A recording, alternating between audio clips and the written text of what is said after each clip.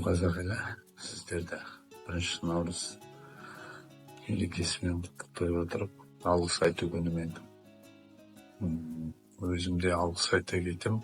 Қазақстан халқына, өз ұлтым татар болғандықтан, әке-шешеміз барлығы осы мемлекетте туып өскен.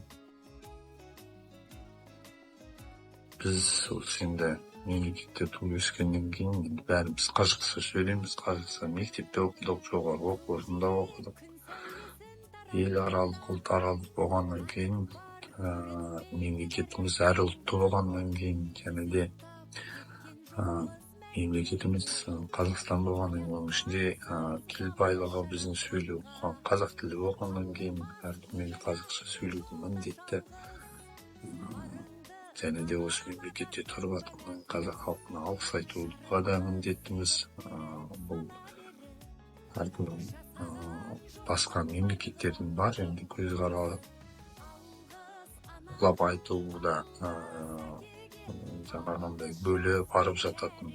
Біздің мемлекетте мұндай енді алса көріп нетіп жатқан жоқпыз. Тұрып жатқанымызға рахмет.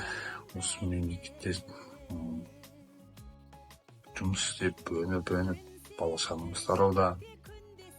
Ең бастысы қазақ халқына рахметімізді білдіреміз. Әрқашан аспанымыз ашық болып, туымыз байрақты жоғарыда желбіреп, биіктерден көріне беруге тырысайық. Сол үшін рахметімді айтамын.